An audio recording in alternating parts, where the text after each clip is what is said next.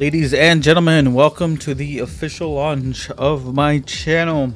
I am Into the Void or Void, and I will be covering the PBO Season 4 for the Unova Conference, as well as covering my own journey through the Unova Conference as the coach of the Pittsburgh Scizors. So we will be doing some draft breakdowns and some live match coverage as well as recaps for this season, for season 4.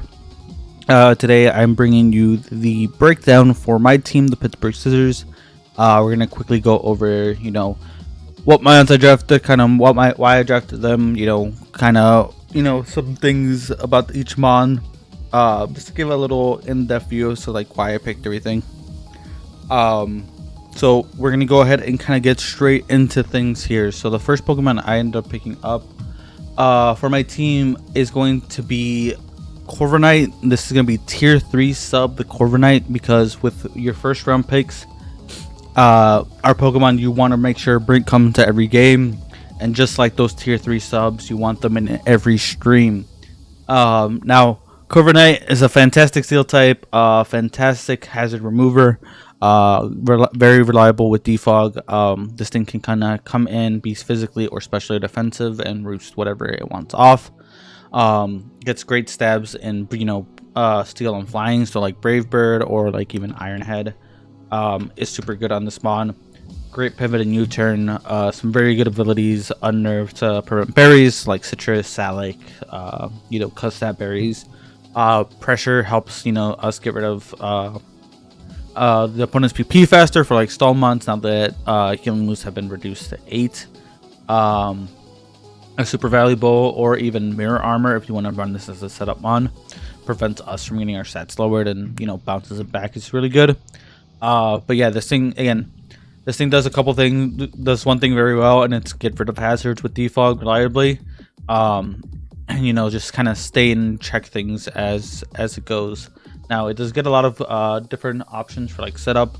It does get iron defense, body press. It can bulk up as well. We can run Jill Plague, we can run Home Claws. It does get dual screens.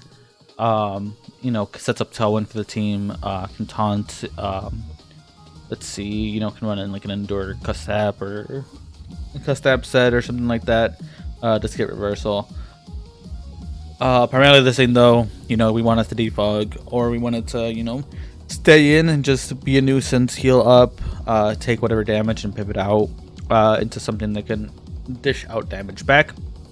And that's kind of where we go with our second pick. So second pick overall we have is Amarok, the Lycanroc Dusk. Now Lycanroc Dusk is an incredible physical attacker, incredible breaker, incredible cleaner as well, with Tough Claws boosting its contact moves by 1.3. That's essentially built-in life orb on it already, and then on top of that you can boost it further with an additional choice band, life orb kind of thing, maybe an expert belt.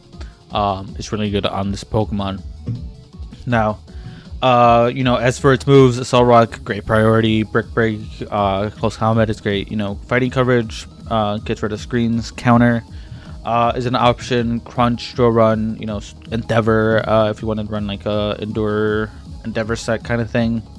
Just get access to Fire Fang, gets access to Iron Head, Play Rough, Outrage, Psychic Fangs, Rock type, additional Rock type coverage with Stone Edge, Rock Slide, things like that. Can be a Stealth Rocker if we need it to be, but I think we have other Pokemon that could probably take that role for Lycanroc.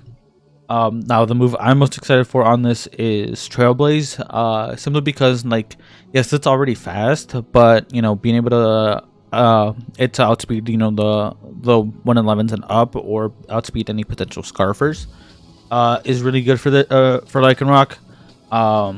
It does also get additional setup with Sword Dance, so Trailblaze Sword Dance set can kind of go insane if my opponent's not ready for it. Also gets things like Taunt. Does get an additional a couple moves like Reversal or like Bulldoze to lower speeds, but this thing primarily we wanted to either set up sweep, or late game clean, or just generally overall break. And Lycanroc excels at all of those things. Now this is our Terra Captain. We will be running Terra Rock because it's a stab and must have its stab. We are running as well Terra Fire, just because fire offensively is super spammable. As well as Lycanroc doesn't appreciate being burned, and being a fire type allows it to prevent that. From there, our last Terra type is going to be Terra Fairy. Now, Terra Fairy is like typically seen as a defensive typing, but it's also super spammable offensively. And when it gets access to things like Play Rough, like Terra Fairy can, just hit pretty hard, especially after like a boost and then, a setup and then Tough Claws boost. Plus like things like Life Orb, like it kind of just goes insane. But yeah, that's Lycanroc Dusk. I'm super excited to use this mon. I think it has a lot of potential, and hopefully we make this thing a kill leader like it deserves to. So next up on the team roster, we have Goodra. Now, Goodra is a Pokemon I am extremely familiar with it. I used it last season as well as season 2. I picked it up from free agency. Goodra is just very specially bulky, very, especially offensive, or can be physically offensive. Gets, Sap Sipper for immunity, or, can run Hydration in the rain, or Gooey for, speed control. And this thing literally like has only gotten better since Gen 9 started. With the DLC, it gets access to knockoff to remove those items. Scald is probably the biggest move that it got. Being able to burn opponents with a 30% chance lets this thing take physical hits a lot better. As well as, it gets things like Toxic now too, for the stall Pokemon. This thing was already good, and now you boost it even further with these moves. This thing can also set up with Offset Armor Body Press. Does get counter, does get Curse. Draco's always hit incredibly hard. Dragon Tail is great for phasing. Earthquake is again super spammable move. A lot of fire coverage between Fire Blast, Flamethrower. Does get Focus Blast, as well as Hydro Pump, Ice Beam. Can Power Whip for those bulky waters. Can Rock Slide to hit those flying types. Does get Sludge Bomb, does get Thunderbolt or Thunder. Again, super spammable stuff. Even its additional moves, Acid Spray for helping it break through other special walls is kind of nice, with that -2. Bulldoze for speed control is fantastic. Charm to keep those physical attackers weakened, as well as Chilling Water kind of does the same thing. Dragon Breath for potential to spread para. Does get some recovery and life through, although typically you don't really run that. And yeah, that's pretty much it. Does get like Rain Dance and Sunny Day, which could potentially be like for some tech, but overall this thing, Assault Vest is its primary thing, but now that it's got Toxic leftover sets are also very viable. Again, this mod is just so good. Limex Goodra, gonna put in the finest of work this season. Alright, next up on the squad, we have Blow Up the Quillfish. Now, Quillfish is a mod I've kind of used it before, but not really. It's stat-wise, it's not super impressive. But when it has an ability like Intimidate, it can be a relatively bulky water for the team, as well as being able to use Black Sludge as recovery. It stops other Pokemon from using Trick, because they don't want to take that chip damage. It also gives us a grounded poison type, which is really nice. I feel like in draft every team needs a grounded poison type for T-Spikes. It's being super helpful. Now this thing does get some interesting moves. It gets Aqua Jet for priority, which is kind of cool. Bar Barrage can be kind of really spammable with this thing having access to Toxic and Toxic Spikes. Bar Barrage, once they're poison, it becomes a base 120 move that only gets boosted by Stab on top, which is really cool. Chilling Water is some cool tech, just because even though especially this thing isn't the most impressive, being able to lower attack stats of the opponent will help this thing out in the long run, which I think is kind of cool. Crunch, again, more coverage. Destiny Bond to take something down with us. Flip Tone for momentum is absolutely huge. Again, with lowering stats or getting poisons off, it's going to force our opponent to switch more often. Flip Tone just gives us some good momentum. Haze is fantastic for those setup sweepers. Liquidation, Poison Jab, again, just great stab moves in general. This get access to spikes as well as the T spikes that we mentioned earlier, which is super valuable for breaking sashes or for identifying heavy duty bootsmons, or just getting chip for things like that come around to put in work.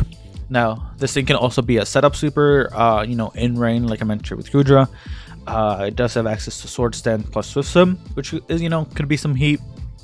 I don't really see us bringing that out too often though. Taunt again for general support. Thunder Wave for speed control is fantastic. Waterfall again, another nice stab move. In terms of like its other moves, like Acid Spray could have some merit. Fell Stinger, if the amount is low, we could doesn't mean we should bring Fell Stinger on it. For some tech would be kind of cool. Let's see, it does get reversal. Also gets access to Scale Shot, which is actually great for boosting its speed, although realistically this thing doesn't appreciate having its defense lowered, so basically how much we're bringing Scale Shot, I'm not sure. Spite is actually kind of cool now that again recovery moves are reduced down to 8 uses. Being able to cut that in half is actually really good from preventing things from healing and things like that. And then generally the rest of these moves maybe stockpile for like setting up its defensives could be kind of cool. But that's gonna be Bloat. Next up on our team we have Cypress the Trevenant. Now Trevenant, I think it was a mon that we definitely under tiered, because it brings a lot of value for being in a 30-point Pokemon. Just being able to access Will-O-Wisp on its own just doesn't kind of take hits if we're running like defensive. It takes those physical hits a lot better, and then with moves like Hornleash, Leaf Seed, or even Citrus Berry Harvest, we're reliably recovering our HP as we go on. And we can just stay in longer and be a nuisance that way, which I think is really good. Gets Destiny Bond, gets Drain Punch to hit steel types, Earthquake again to hit steel types, Foul Play if we don't have this into our attack. It gives us another Hazemon, which is really good. Knockoff support is always fantastic. Poison Jab for coverage. Poltergeist is a great stab ghost move. Does get access to Rock Slide, Seed Bomb, although Hornleash is realistically better. Same thing with Shadow Claw. Poltergeist is realistically better. Just get priority in Sucker Punch. This thing can also Toxic if we don't want it to Willow. Maybe some Fire Trailblaze sets could be interesting. Trick Room, although the rest of the team doesn't necessarily benefit too much from Trick Room. It is an option we have there, as well as again Woodhammer is another great stab move that hits really hard, and benefits from the additional recovery that we get from like things like Hornleash, Leaf Seed, Citrus Harvest. And although this thing does get Harvest, its other abilities are also very useful too. Natural Cure just ensures this thing, we can cure poison, we can cure burn off of this thing, by switching out, bringing it back in. Frisk is also great for intel, finding out items can, really help us find out what kind of sets our opponent brings, which is really nice. Outside of that, I don't really see, too much else that we could run on it. Again, Spite is kind of, as we mentioned before, it's kind of cool. But yeah, I think Trevenant could be, really beneficial if we use it correctly. Again, as long as we, we don't miss our Will-O-Wisp, I think we'll be fine. And I think it'll put in a lot of work.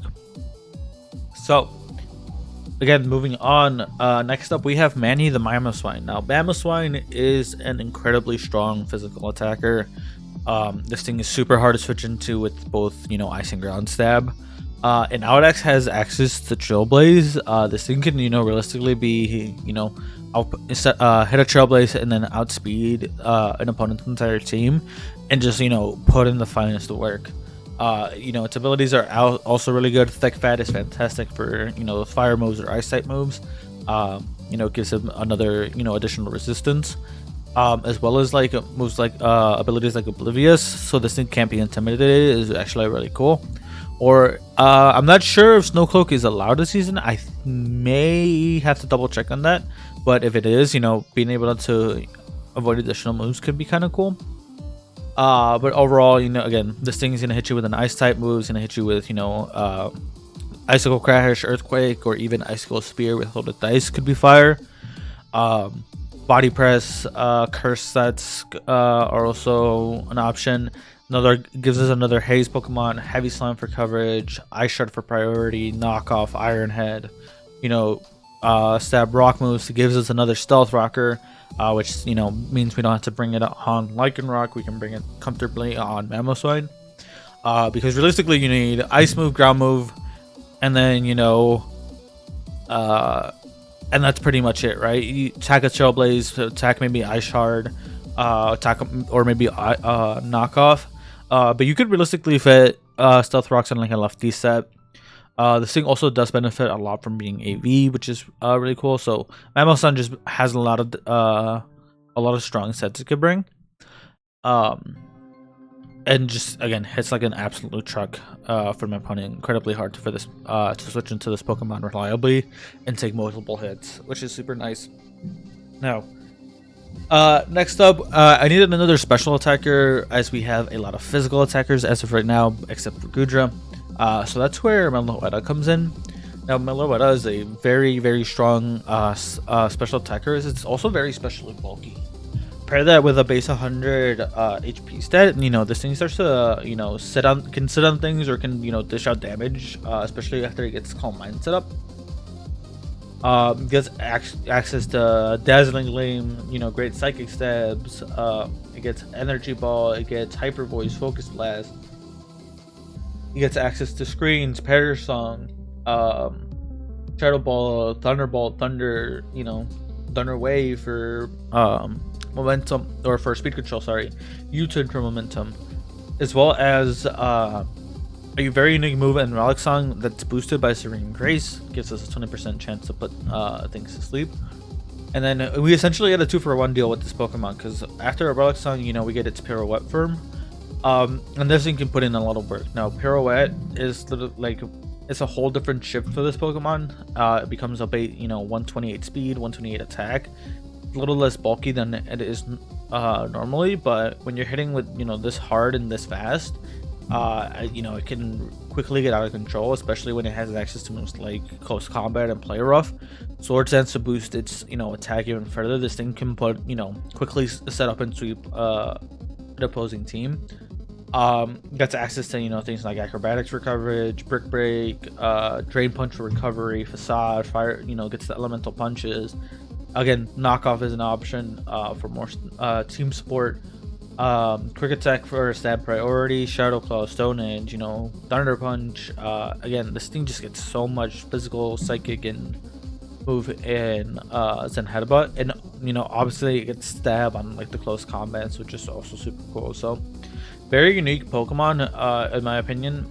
And I think it could put in a lot of work, both maybe primarily as a special attacker, but also very strong physical attacker as well, if we can get it to change its form.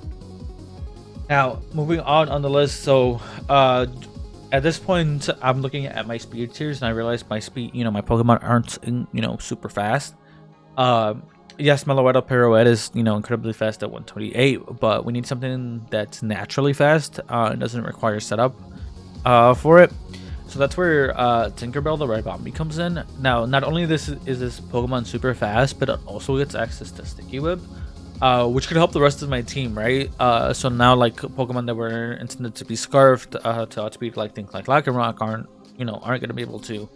Pokemon that are not running Scarf are going to be -1 for again our base 80s like Mamoswine to kind of come in and outpace and clean up and put in work, right? So this thing, super reliable Sticky Web user with its speed. Also has speed things like Meowscarada, so they had to, and then one shot them with things like Bug Buzz is pretty cool. Gets set up in Quiver Dance. Boom Blast is a great stab move. Can pivot with Baton Pass or U-turn, I believe. Could set up Calm Mind, but again, Quiver Dance is better. Recovery and Draining Kiss is cool. Dazzling Gleam, you probably always run Moon Blast. Coverage with Energy Ball. It does get Screen access to. Can Paralyze with Stun Spore and give us some more additional speed control, or you know, gives that chance for a Pokemon to, you know, not be able to move. Switcheroo, maybe switch a Scarf, switch a Specs onto a different another Pokemon could be good to cripple it. Tailwind support for the rest of the team is fantastic. Outside of that, you know, I don't really see anything, you know, too crazy else that we would, you know, take on. Like, Olympic is strong, but Buck Buzz is always better. The only thing I wish this thing got, you know, maybe he's a little bit better of an ability. Shield doesn't nice to avoid secondary attacks, and then not being able to put to sleep is kind of okay. But I mean, I don't know what else this thing could like benefit from without it being broken. But that's gonna be Tinkerbell for us. Next up on the team, we have Vesuvius the Typhlosion. Now, at this point, I was kind of running out my type chart. We needed a fire type, and Typhlosion kind of fits that bill. Gives us a fire immunity with Flash Fire. And you know, this thing typically, you know, we wanted to run, you know, Specs Eruption, Scarf Eruption, you know, and then they could cover the troops, right? Your extra Sensory, your Focus Blast, your Shadow Ball, things like that. Now, I only wish this thing, you know, got a little bit better of an attack stat because it does have some pretty good coverage when it comes to, you know, physically offensive moves like Break, Earthquake, you know, Facade. It does get things like Iron Head and Play Rough. So it would be cool if it was a little bit stronger on the physical side to, you know, run it mixed. You know, maybe like a 10-point difference could be like all the differences thing needs. But even then, just being able to run Specs Eruptions on this thing could, you know, put a dent on the opponent teams, even to the bulkier mons, which is nice. But yeah, I mean, I don't expect too much from Typhlosion. Again, it's here to fill the fire type role. It, you know, it gives us an immunity and a strong move on top of that, which is kind of nice. But yeah, that's pretty much Typhlosion. Not too much with him. Alright, and then lastly on the team, we have Munchies the Morpeko. Now, Morpeko is a very unique Pokemon with the Hunger Switch ability, which, you know, will have it change forms, which affects its signature move, Aura Wheel. Now, Aura Wheel is incredibly strong, you know, base 110 that gets boosted by stabs, and, you know, can be, the move can switch typings is really cool. But the benefit on top of it of having it is getting that +1 speed at the end of the turn. From Aura Wheel is really nice. From there, you know, it gets pivoting options like Baton Pass, you know, gets break coverage, Crunch is another stab, gets access to Fake Out for priority, gets access to the Elemental Fang moves, Foul Play is nice, Knockoff is, again, great team support. Can lock it into Outrage. I think Parting Shot is a fantastic move for it, because it lets, you know, it lets it pivot out. It's got an okay speed stat to where it can pivot out safely on most things, and bring something that can, you know, handle it, or also just come in and take the hit a little bit better thanks to the stat reduction. It gets access to Psychic Fangs, again, Quick Attack. It is a spinner, oddly enough. I did not know that Morpeko was a rapid spinner, but the more you know, right? It gives us a secondary option to remove hazards. If Corviknight's, you know, not in the game, but realistically, Corviknight is such a good defogger. Like, you almost typically don't need Rapid Spin on Morpeko, but it is an option. Other moves to get Seed Bomb, Stomping Tantrum to hit opposing electric types is nice. Seed Bomb for ground types is really cool. Taunt, you know. And then, you know, Thunder Wave for speed control, Wild Charge for another stab, physical move. Not too much else with Morpeko. I think it does get Fling, which we could do like some Fling Big Nuggets shenanigans, which would be kind of fun. Reversal, I think another mon that gets Bite for those kind of defensive mons would be kind of cool. But overall, yeah, that's the team. Overall, you know, mods I'm most excited for is definitely Lycanroc, Mamoswine, and probably realistically Meloetta. I think are my mods I'm most excited for. Honorable mention there would be, you know, Trevenant, just because I think we may have undervalued it a little bit. But yeah, I'm super excited to see how this season plays out for us. I'm hoping to make another playoff run in the PBO, if possible, but we got to play well first. So let me know what you guys thought about the video. Leave me a comment. Let me know if what I can improve on.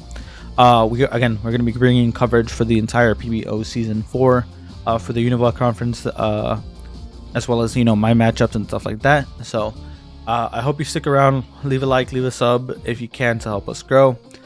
But besides that, that's it for now. I hope you guys have a great day, and we'll see you all soon. Later.